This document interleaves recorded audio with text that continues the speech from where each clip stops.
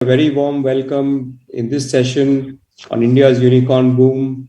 We have an excellent panel today, Mr. Sunil, Kant Munjal, Vamsi Krishna, Aditi Shrivastava, and Varun Alagh. So without further ado, I would like to start introducing our panelists today and moderator.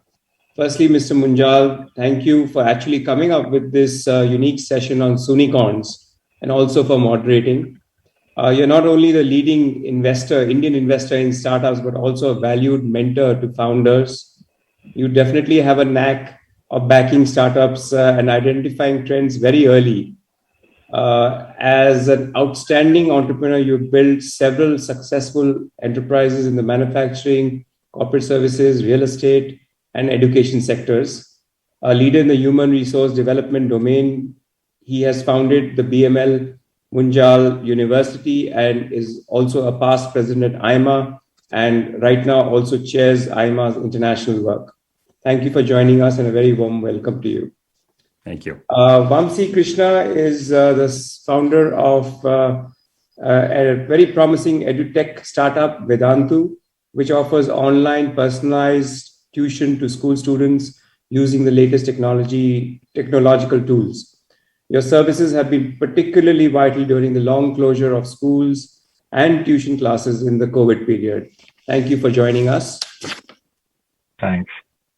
Aditi Shrivastava is the co-founder of Pocket Aces, Goldman Sachs alumni. She brings great financial savvy in a domain that is largely dominated by engineers. She started Pocket Aces to look at the demand for in-pocket entertainment, and she'll talk a lot more about it later on. She's created a vertically integrated house of digital entertainment for the relatively new media and has a reach of close to 50 million users, if I believe that might have been dated by now. Thank you for joining. Thank you. Great to be here. Thank you. Varun Alagh has turned a personal problem into a public solution and built a very successful startup in the D2C niche of the e-commerce vertical.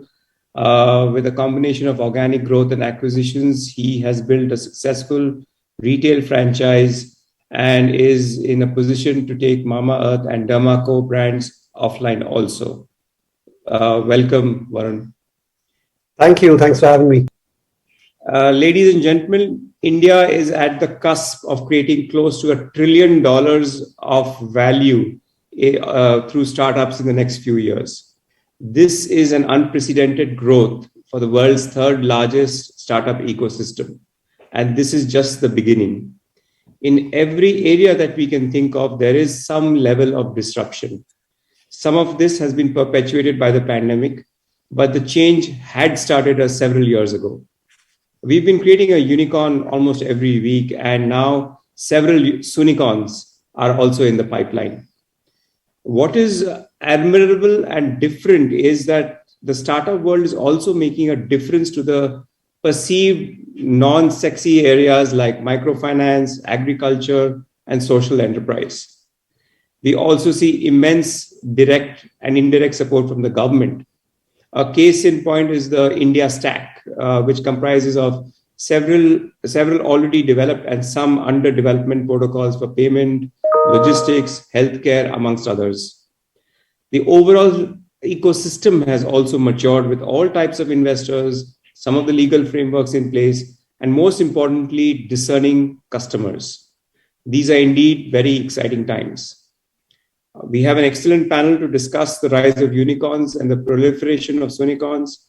With these words, I would ask Sunil to take over and start the moderation. Thank you. Thank you. Thank you, Vineet.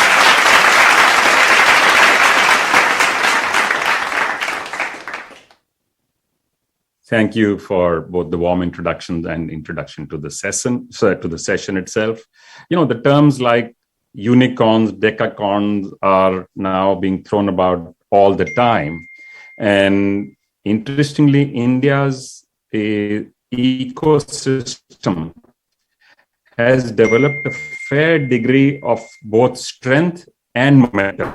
And I believe that this will create a whole new set of entrepreneurs, founders, and companies which will show us the high growth which some of the earlier ones have shown. Only thing I believe is the pace is going to get faster now.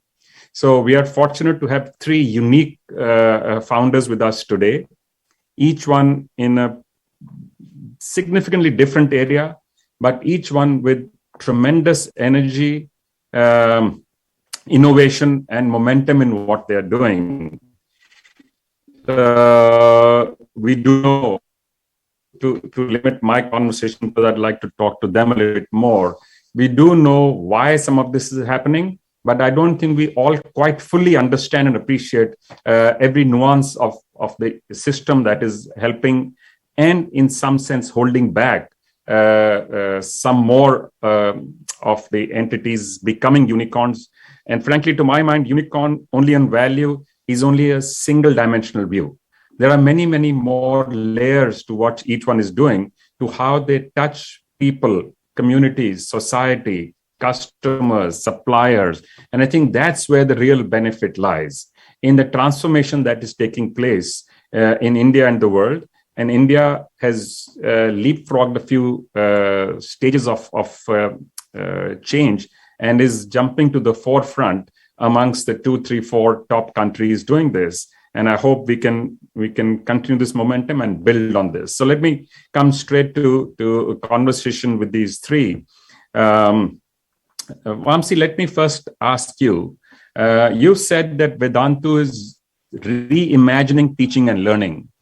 How do you imagine it is doing this? Because we have seen some extra momentum during the lockdowns.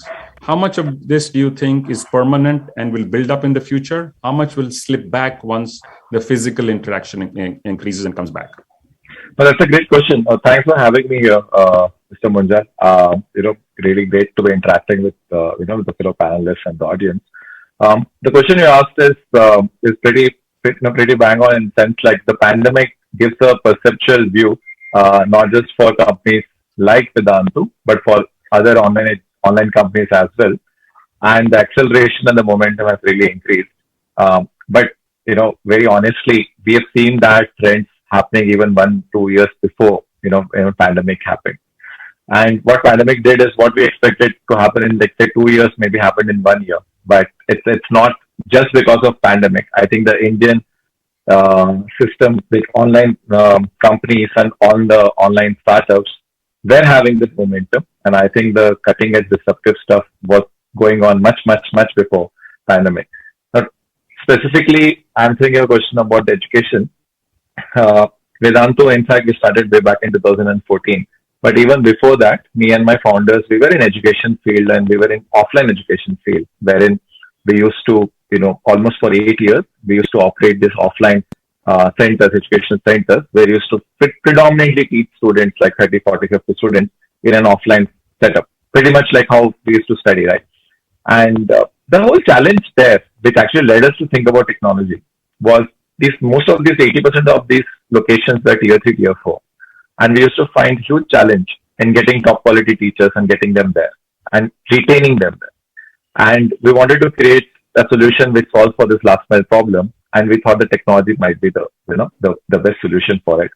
And hence this was born. And in Vedantu, what we are technically trying to do here, and many other companies in online education, is to provide an access to a very high quality teacher or high quality content and make that accessible to students across the country at a price point which is much lower than the existing offline. So I would say, when you look at all these online companies, including I'm going to interrupt you here. I'm going to interrupt you. I want you folks to keep the answers as short as possible so we can get as many as possible in. Okay? I like what you're saying. It's very useful. But if you keep it short, then we will cover a few more angles to it. Right. Sorry, go ahead, please. So I'll do brief then. So technically what is happening here, and one thing which I fundamentally believe is all of us have gone, always gravitated towards better efficiency and better quality. And what these online systems is doing is getting access to this high quality at a cost which is much more lower than the offline equivalent. So at a fundamental level, that is what the core of the disruption is, having better quality at low cost. And that is what these technologies are able to provide. Right. Thank you. So Aditi, let me ask you a non-business question. Actually, it's a human angle question. You're married to your co-founder. and you went to school with the other one, I believe, in class 6, 7, or 8 or something in Kuwait. Yeah. How is it working with people you've known for so long? Because in business, you have pulls and tensions and tugs at issues which are to do with implementation or technology or strategy. Does that impact your personal relationship, or does it help? Honestly, Sunil, I would I'm say sorry that if you're not prepared for this. It's not a business question, but I think it's important Oh for no, us to I get the asked human these angle of each questions. one of you, because you are bringing the business to us. Absolutely. No, I get asked this question a lot, and it's been extremely, I would say, net positive, right? So, of course, there are challenges in working with your spouse or in working with people that you know for a very long time. But I think the benefits really do outweigh the challenges. I mean, having a co-founder is actually very similar to, being in a marriage, even if that person is not your spouse. The level of trust that is required, the level of honesty that is required, and just going through, the highs and lows of entrepreneurship, of which there are many. Right? I think the journey is not easy. It's exhilarating, but exhausting. It can be as well. And so I think that it's been fantastic, because the trust and honesty we can have been amazing. Of course, the good thing is that we are three of us, and each pair has a relationship for many years separately from the other one. And I think that really benefits us, because we can be, unbiased, and we can be, at any given point, you will not be able to predict which two are going to be on the same side. So there is no pattern as such, which is really nice, and we keep each other real. And of course, we've had to put rules in place.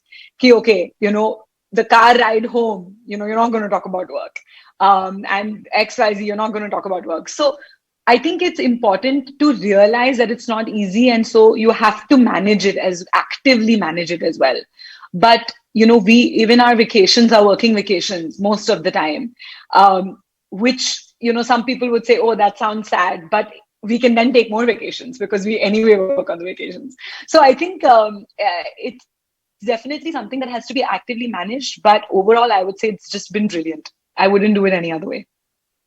It's good to hear that work does not travel with you when you go on your vacations. That's unusual though, but it's good to hear. Oh, it does travel. All our vacations are working vacations. All right. Okay. Varun, you call yourself chief dad in a sense for the products that you produce. You come, however, from an experience of working at a company like Coke. So what is it that experience brings to this chief dad? And what does chief dad actually mean for the benefit of our listeners? No, I think firstly, thank you for having me as a part of the panel, Sunil. When we started, it was just me and Ghazal, and we were equal contributors to this cause, and we were parents who were wanting to create something different and something special for all the kids around us and for all the parents to buy, and hence when we were thinking of, hey, what do we call ourselves? And I mean, in a 2-people company, having fancy executive designations just didn't sound. It sounded funny, to be honest. And hence, chief dad and chief mom were the natural designations that we found that were equal, balanced, and represented what we were trying to create and what difference we were trying to make. And because it was a shared journey that we were trying to share with our consumers as well, that we know what we have gone through, we know what you're going through, and hence trust us that we will create something that will be great for you and your family. And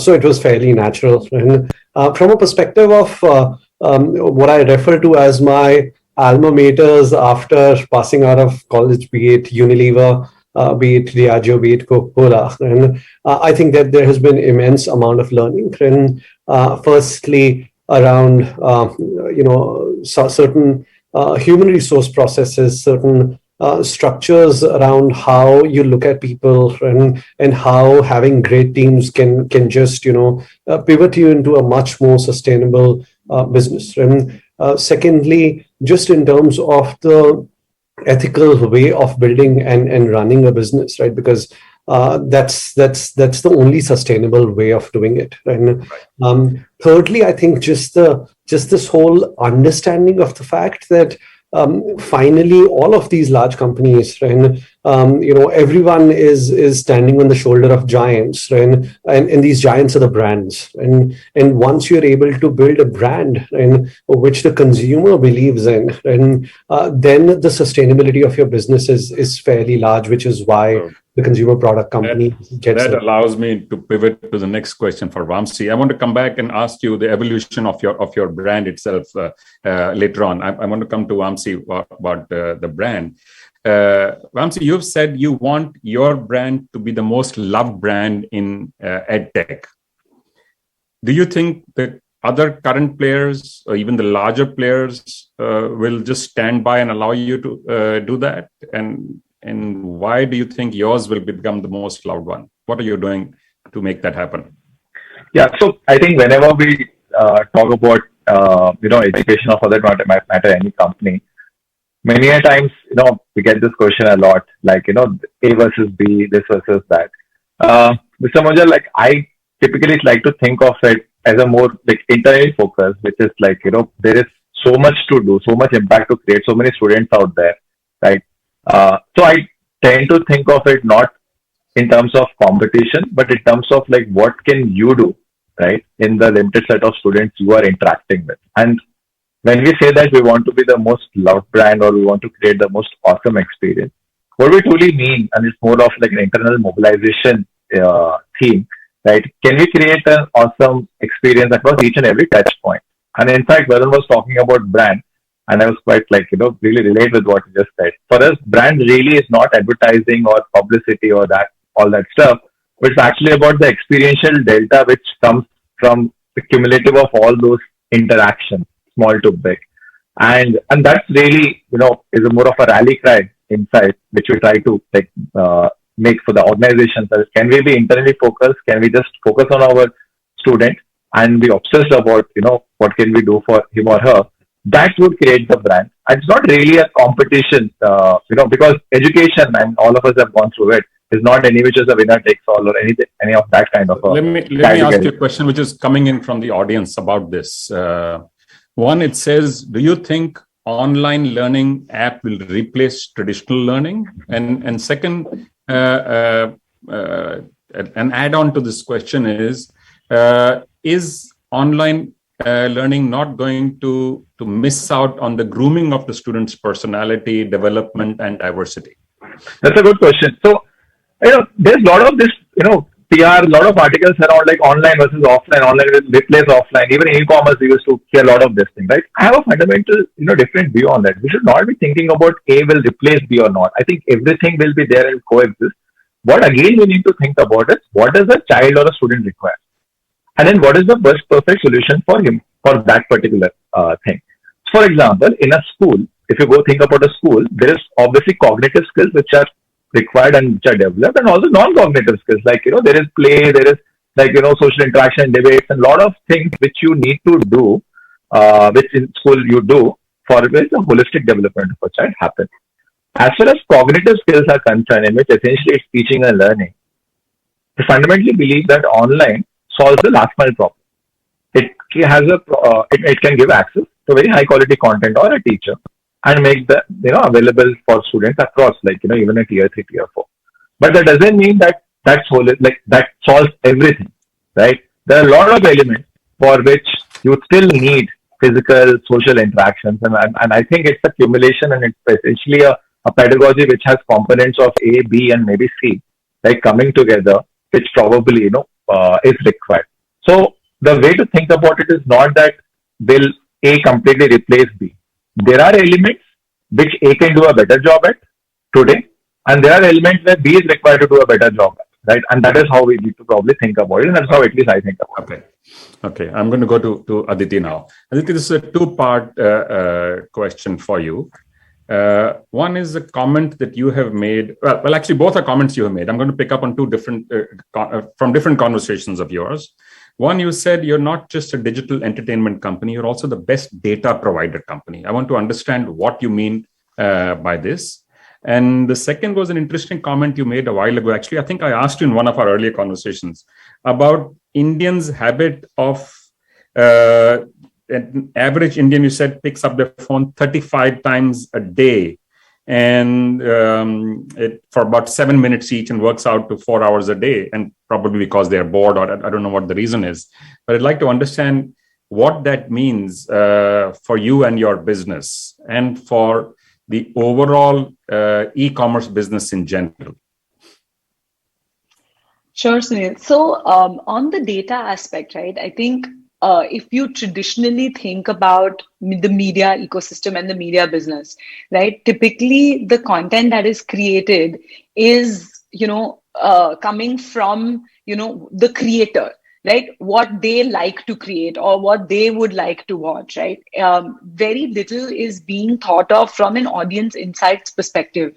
So what that leads to is a very hits-driven kind of a setup where you release something, then you'll see whether it works or not. Even in the US, which is a much more kind of advanced ecosystem for media, you have, pilots that are actually being put out, pilot seasons of shows, for example, that are being put out. Then real time, you see whether they're doing well or not. And then basically the next season is reviewed or not, right?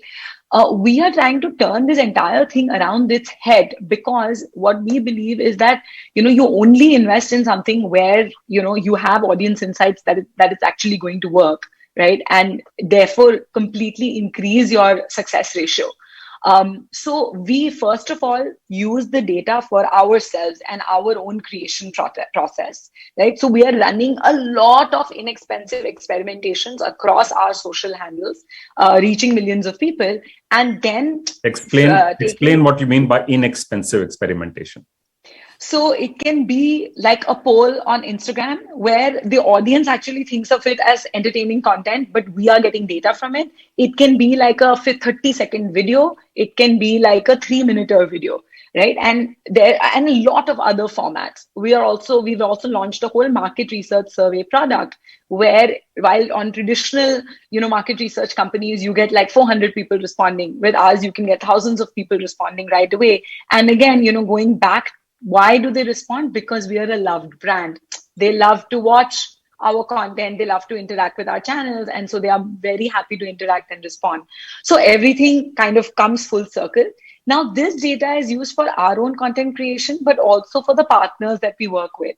So in fact, we worked with both the Vedantu and Mamaearth teams, on content in the past. And all the insights and ideas we are giving to any partners we work with are all data backed, right? And very ROI focused. So that is the whole play. And, we, for example, also have our own gaming app, Loco. So while there is a lot of that first party data that people, who have their own app, they are collecting. But at the end of the day, if you think about a YouTube, it is synonymous for like internet in India. The number of people on it are basically the number of, digital users is a superset, right? And so the cohort data that we get from there is also extremely valuable. So that was my entire point, where we only don't have one source of insight and data, but several. And that's used in our creation process and in every work that we do with every partner. On the other question of the habit of Indians, right? Again, I think all of us are trying to solve problems and create real value at the grassroots.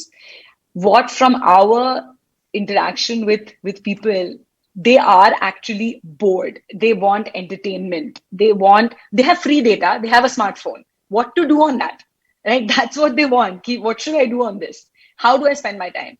So I think the core way in which we are designing our product is, how do you be extremely relatable to the last mile audience? How should they be able to see themselves in the content that we are creating? And secondly, how do we benefit the whole creator economy that's being created? So people are no longer just watching content passively, but people on the ground are also creating content, right? they're also putting out videos, they're putting out pictures, etc. That is all content being created. So how do we fuel that and help people monetize that? So starting from micro influencers to obviously very large influencers that we manage, how do we help them monetize, and how do we really help the creator economy boom? So I don't know if that really answers your second question, but it does. consumption is happening throughout the day. Yeah. I'm going to take a different perspective now for Varun. So two aspects to your question to Varun. One is that India is a highly price conscious market. And we do know, for whatever reasons, and I don't want to go into the supply chain and the whole system, as to the organic products at this moment are higher cost products. And your plan and your ambition is to open, 20 or 30,000 touch points and to have this, your brand and your products compete with literally the best in class across without any limitations. First, do you think for a pure organic product line, it's possible to compete with all? And two, how in such a short time do you plan to create this massive, explosive growth in your outreach? Sunil, first of all, I'll correct the taxonomy. We're a clean label brand, right? Not an organic brand in personal care. Organic is actually, there is no certification of organic that is available. Okay. Right. Now, from again, our belief perspective, we think India is evolving from a price conscious to a value conscious market. Right?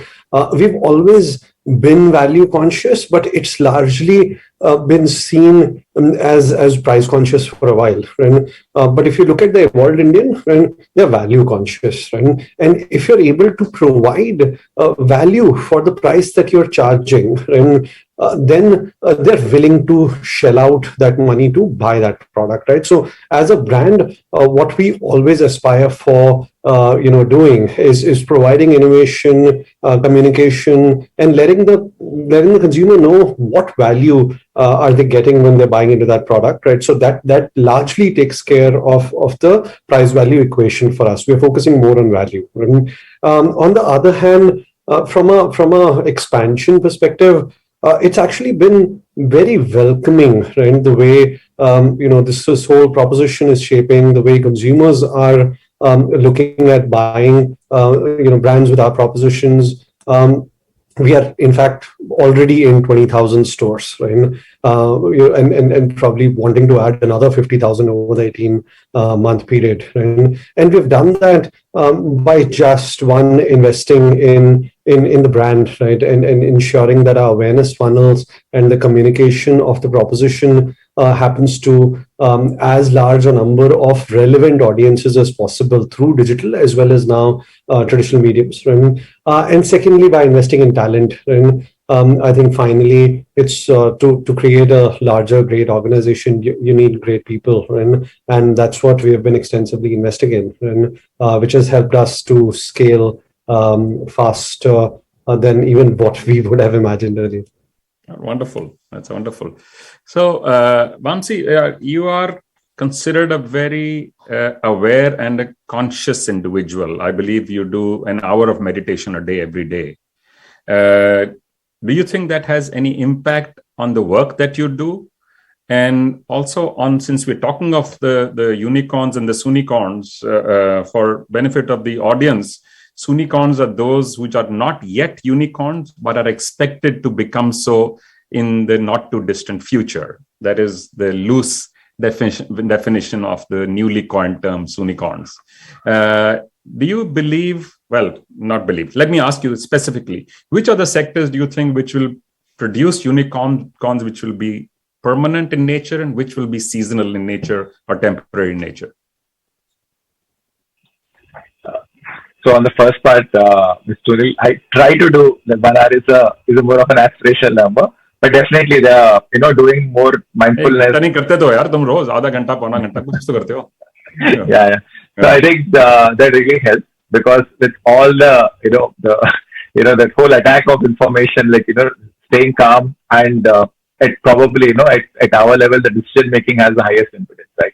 So I think that really helps taking decisions. And yes, that's been working well. And I do talk about this with my leadership team as well. So yeah, so that's really something which helps me operate well. Yeah. On the second one, which is a very question, putting you on a spot, I don't really have an answer to that, which sector are sustainable or not. Let me just take a step back and say that I fundamentally, personally, I don't really like this whole PRization of the Soonicorns, unicorns, decacorns, and some new terms coming up.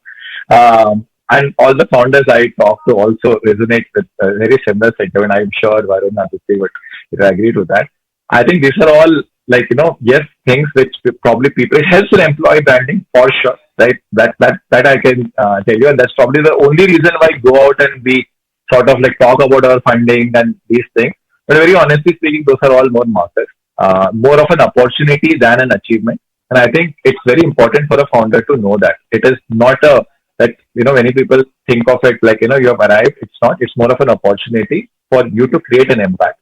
And I think when you create impact, it's solid, businesses, you guys have built, solid top line, bottom line facts. That takes a long time. And I think the founders and the companies which have the tenacity to actually be there and think long term, sustain for long term, build companies, that last. Thank you. Are the ones which will be able to sustain. Yeah. Thank you. I'm glad you actually said this, because sometimes I get criticized for saying something very similar to this. Sunil, can I just add one point to this? I'm going to ask you this actually, and you can answer it alongside this, because you have come from a financial background.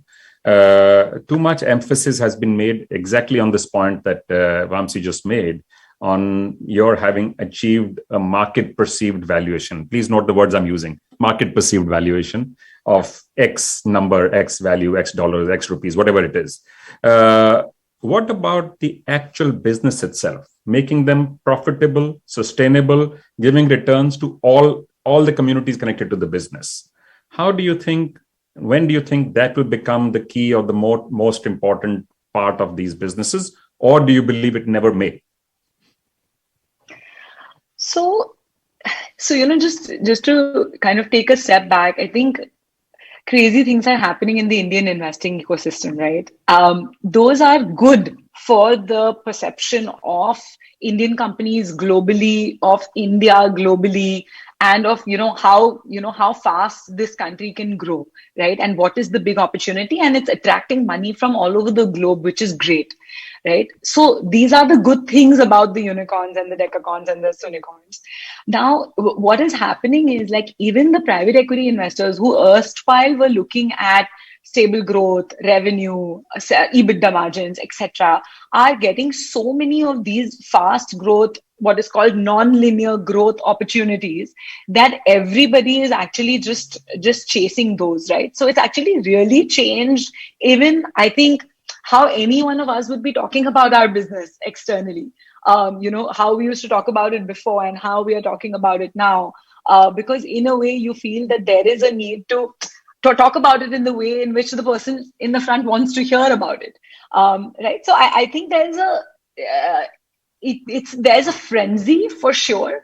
And I think the profit is being looked at as profit to be made on valuation versus profit to be made, within businesses itself. So to answer your earlier question in terms of the sectors, I mean, obviously we are seeing fintech, edtech, gaming, obviously, some D2C brands as well, getting very high valuations. But my whole point is that it can happen in any sector, as long as there's that non-linear growth possibility being seen, and as long as some investor kind of backs you, and then they all start backing each other, right? So it's kind of like it's like a viral loop almost. Coming back to the question that you asked me, at the end of the day, business sustainability, profitability is obviously of fundamental importance, right? And eventually, even if the frenzy continues or if the frenzy dies down, this will not go away, right? The fundamentals, the unit economics have to be extremely important, right?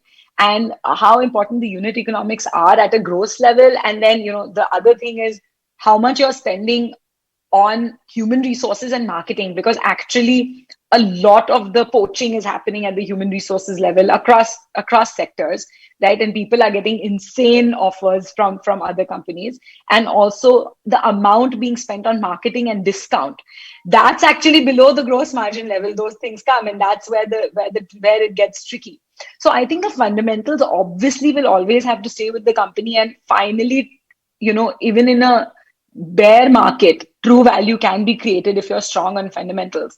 The thing is, though, that you're asked to focus on just user growth maybe, and not revenue growth or profit growth.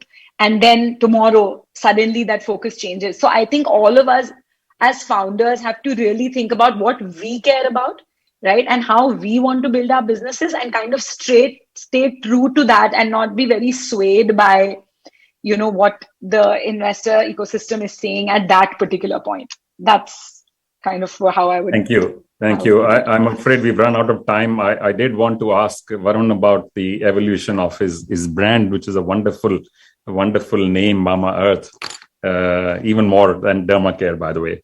But we have run out of time. So all I'll say is just 2 or 3 comments. It's wonderful to see how different you all are and how similar you are at the same time in what you are trying to achieve, your aspirations, your methodologies, your goals, your brand building, your value system. It's fascinating to see this. I'm truly overjoyed. I sometimes think that the Indian startup ecosystem right now is like a Brownian movement with lots and lots of energy about it. And we do know that ideas are cheap. It is really and truly all about implementation. And implementation by its very nature in these kind of businesses requires transformation, which, by the way, is an acquired taste. It's not for everybody. So the faint of heart should not get into this. But those who have the aspiration, the hope, and the ability to see beyond their current means, for them, this is an absolutely wonderful time where both the growth is accepted and failure has started to get accepted. I think that's the biggest and the most delightful change that I see taking place in India, even more than availability of funding, support, mentorship, etc. is the social cultural change of accepting this, which is the real big shift that has taken place in India. It's like a tectonic shift, because for long, many of us used to say, this is what will hold India back. This is like our dead weight, but this is lifting, and I think this is an amazing time. So thank you all very much for this wonderful conversation, and it is truly informative. I just wish it could be longer.